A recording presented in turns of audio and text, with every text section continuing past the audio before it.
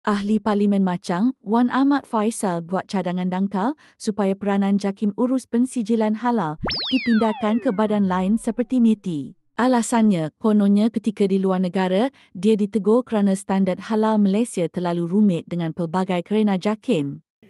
NGCC kena ambil JAKIM punya role buat sementara waktu, letak bawah MITI dulu ke? Ahli Parlimen Bangi, Shahrizan di EP bangkit membantah cadangan Wan Faisal ini, malah minta supaya JAKIM itu diperkasakan, bukan ditarik keluar peranan itu. Saya cuma nak respon kepada apa yang dicadangkan oleh YB Machang untuk keluarkan halal daripada JAKIM. Saya rasa itu tak wajar cadangan tu.